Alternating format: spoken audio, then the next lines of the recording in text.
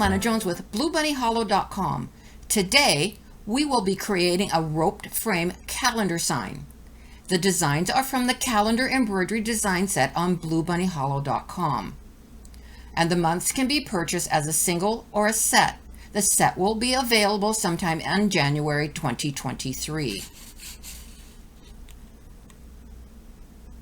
To start, cut a piece of cotton fabric 2 inches larger than the size of the design chosen. Example would be cut up fabric 11 by 7 for a 9 by 5 design. Then starch the fabric. Any starch will do. Cut 2 pieces of warm and natural batting, or a similar batting, and 1 piece of stitching shape the same size as the cotton. Stitching shape from R&K Distributing is thick, firm stabilizer and is fusible only on one side, which is perfect for this application. The 2 layers of batting and 1 layer of stitching shape are being used to equal the thickness of the rope being used for the frame, making it easier to sew on. If you are binding your project with fabric, then you will not need the stitching shape. Hoop either tearaway or no-show mesh stabilizer. Stitch color number 1. This is a placement line. The thread color shows blue on the thread chart. Blue is used for a color stop. However, use thread color number 3 instead so you have less thread changes. I used black for the placement and tacked on line so you could see my stitching in this video. Once the placement line has stitched, remove the hoop from the machine, but do not unhoop, and place it on a work surface. Spray temporary spray adhesive on the stabilizer inside the placement line. Center the starched cotton fabric, right side up if you have a right side, over the placement line. I will show you later what happens if you do not center the fabric. Now hand press in place and return the hoop to the embroidery machine. Stitch color number 2. This is the tack down line. The thread color shows red on the thread chart. Red is used for a color stop. However, again use thread color number 3 instead so you have less thread changes. Now stitch thread colors 3 through 5.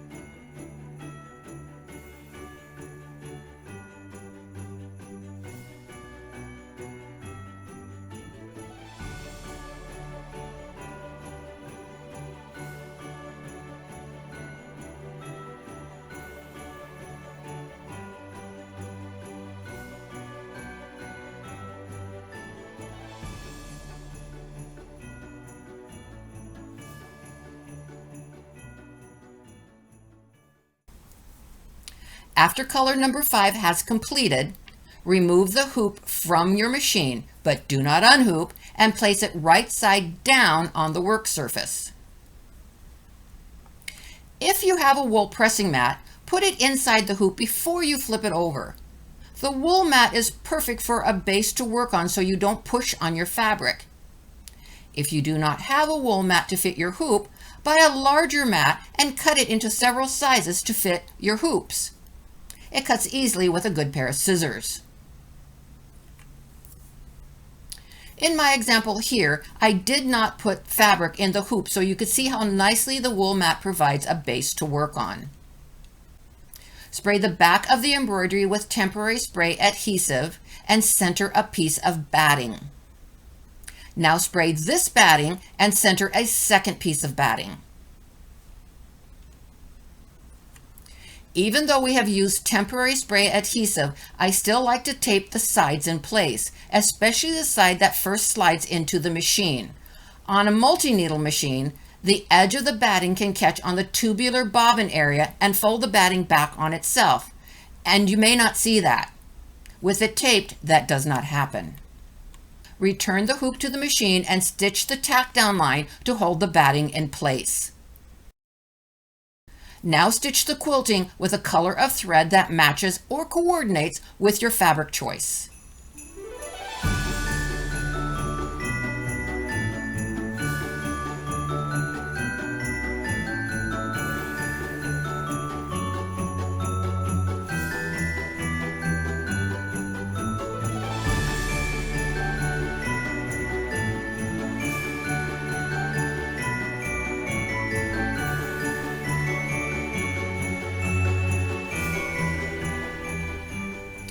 If you are going to do a standard fabric binding, trim from the basting line out the size of binding you will be doing.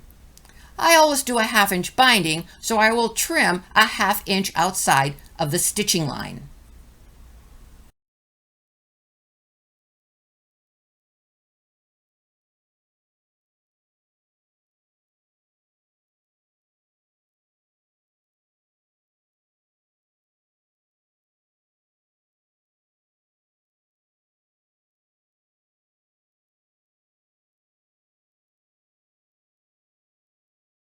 Then bind with your favorite style of binding.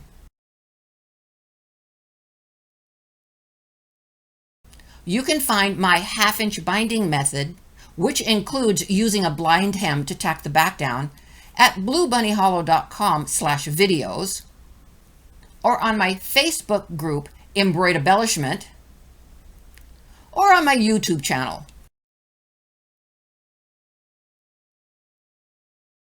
I tried 3 different ways to finish off the rope frame. The first way was to trim everything just inside the basting line, then snug the rope up next to this and stitch it on, which worked. But I did not like the raw edges that peeked out after stitching on the rope. So I embroidered this again and thought that just trimming the batting away at the basting line would work great. That did not do it either. It did not get the rope close enough to the quilting lines, and it didn't look good. So the way I felt worked the best, we will start by removing the basting stitches. This will let us lay the rope close to the edge of the quilting, and it will look so much better. Clover thread tweezers have tips that are great for grabbing the short cut threads. And I use Kai blunt tip double curve embroidery scissors. The double curve blunt end of the Kai scissors are perfect for clipping the threads and easy removal without accidentally clipping the fabric. In the previous attempts, I added stitch and shape after trimming. This time we'll add it before the trimming. Place the embroidery side down on your ironing surface, then center the stitch and shape on the bobbin side with the fusible side of the stitch and shape down. If you do it the correct way, as I'm going to explain now, then the batting seam allowance will be wider.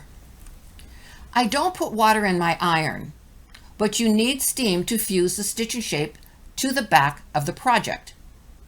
So to have steam, I lay a pressing cloth over my project and spray it with a little bit of water. That will provide enough steam to press the stitch and shape in place. After the stitch and shape is fused to the back of the embroidery, lay it right side up on the work surface and pull back the cotton against the quilting to expose the seam allowance. Again, if you do it the correct way I just explained, you'll have a wider batting seam allowance showing. Place a ruler just past the fold of the cloth and trim the batting and stitch and shape only with a rotary cutter. Be careful not to nip the fold of the fabric. Do this on all 4 sides. To apply the rope, we will start in the lower right corner. You can use any rope or clothesline you have for making bowls and coasters. I am using a 3/16 inch rope from the Mountain Thread Company, which comes in many colors and can be purchased by length or spool. When I start with a fresh rope, I want to have a nice crisp start to my rope and no fraying. So I spread Elmer's clear wash-away glue on 1 inch of the tip. Then I let it dry. You can also use Elmer's white wash-away glue, which dries clear as well. The grayish dried residue can be wiped away with a damp cloth after the project is completed. I'm using an open toe foot so I can see my path clearly. Because the rope is black and my fabric is white, I really do not want to see black thread on my white fabric nor white thread on my black rope. So I'm using YLI monofilament clear thread to sew on the first row. The weight of the thread is 0.004. You can use an 80-12 or a 90-14 top stitching or denim needle. Even though the thread is thin, I need the strength and size of the needle to go through all the layers of the fabric, batting, and stitching shape, and also the rope with ease. In the bobbin, I am using white 80 weight thread. Or you can also use embroidery bobbin, which is normally 60 weight and works well for monofilament thread. Place the rope on top of the fabric with the tip of the rope at the upper edge of the batting and the length of the rope down the side, nuzzling it next to the batting. A clover hold-it precision stiletto will help keep the rope in place. The heat-resistant silicone grippy tip helps to hold things, and the angle tip lets you easily see your work and is firm to help move things into position. First, use a straight stitch to lock the thread onto the rope. I prefer doing most of my thread locking with a straight stitch as it is mostly invisible, and the back and forth of a zigzag can be unattractive. A must-do sometimes, but in this case, the zigzag back stitch is not necessary. Do a straight stitch into the rope, then position the foot so the center mark of the foot is between the rope and the edge of the quilted piece. Set the machine for zigzag stitch with a 4.5 stitch width and a 4.5 stitch length. You can use 5.0 width if you're using a 1/4 inch rope. Ensure that you have needle down engaged. To level the foot so the machine stitches smoothly, slide a multi-purpose tool, also called a seam jumper, behind and under the back of the foot snugged up next to the batting. Then drop the foot and start stitching the rope to the quilted piece, using the clover stiletto to help nudge the rope into place.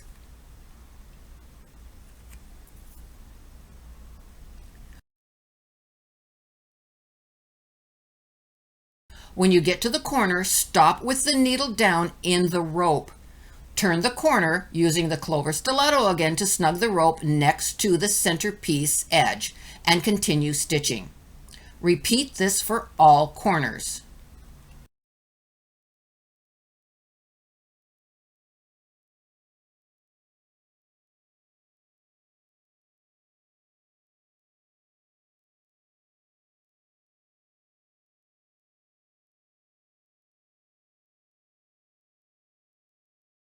After turning the last corner of the first row, go to straight stitch and secure the threads as we did in the beginning. Cut the threads and remove the project from the machine so we can change the needle thread. On the black rope, the clear monofilament thread is sparkly and distracting, so I want to change the needle thread to black.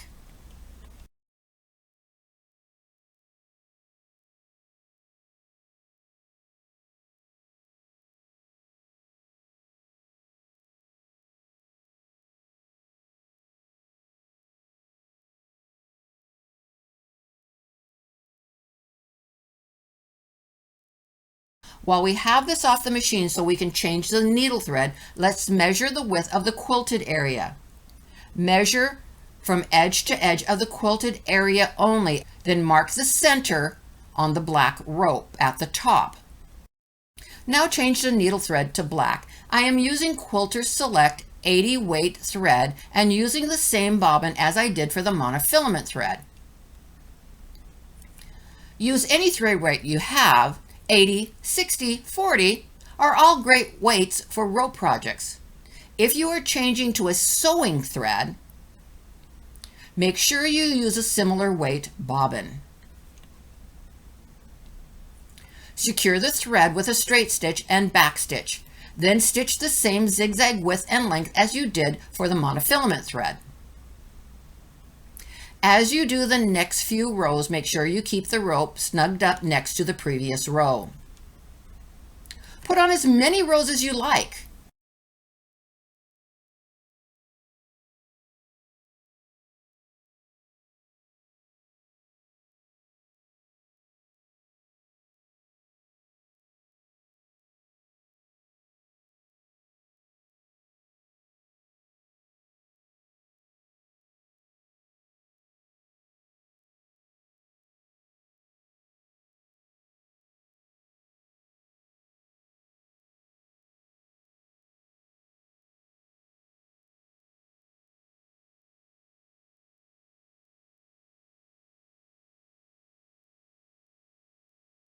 On the last row, stop at the center top mark we made earlier. We will do a zigzag back stitch for the loop at the top, as a firm lock is necessary to secure the hanger loop we are making. Make a loop with the rope and place the seam jumper behind next to the loop.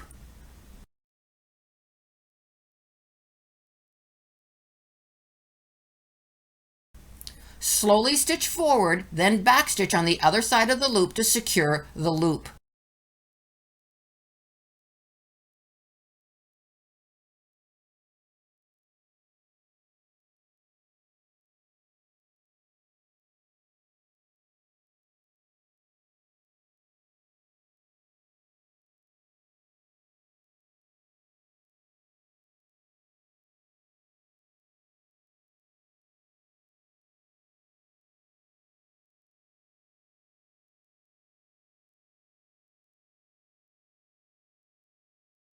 Stitch to the next corner, turn, and continue stitching down the right side. Stop when you're about 2 to 3 inches before the last corner with needle down.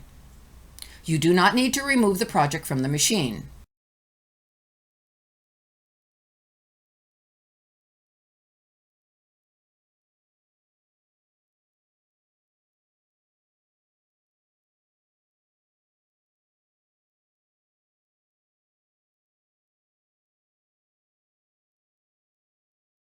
The green arrow is pointing to where the rope started.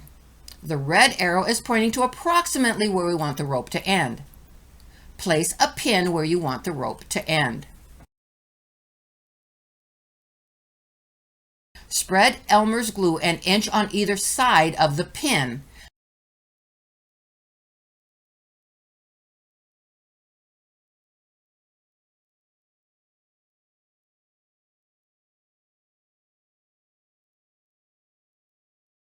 Place clips just outside the glue area to hold it off the sewing surface, and then remove the pin.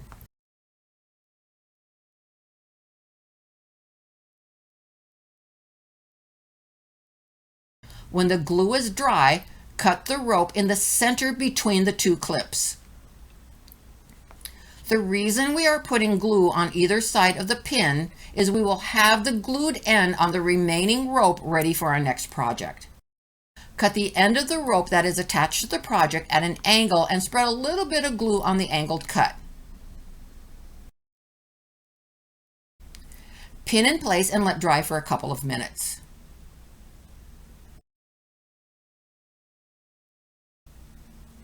Now my hand got in the way of the original video, so you couldn't see what I was doing. So instead of ripping out the stitches on my final piece and restitching it, I'm going to attach another piece of rope to my sample piece so I can show you how I did the last corner. I'm also using gray thread so you can see the stitches. As I finish the corner, the last couple of stitches on the right are wrapping the rope and not being stitched into the rope. I do a back stitch here so I have more stitches wrapping the rope end and holding it tight.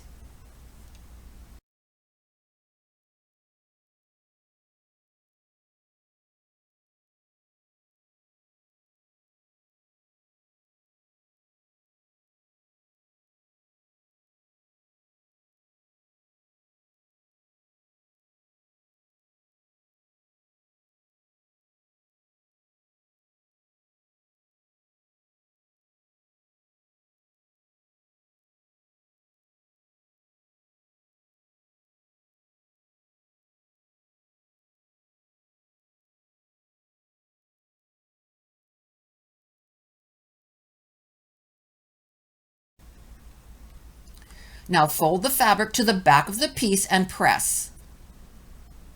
Notice on the right of my project, I didn't properly center my fabric at the beginning, so I have a narrow seam allowance, but it'll still work. As sewers, we learn to adjust and fix as we move along our projects. Sewing can be messy, but if you know how to fix your errors, no one will ever know that you made a mistake, unless you tell them. So don't tell them.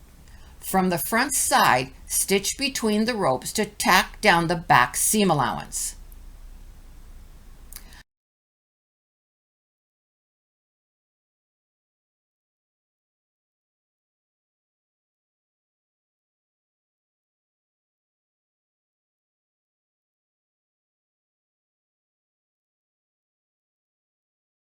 I had to adjust a bit when doing the narrow one, but you would never know looking at the front.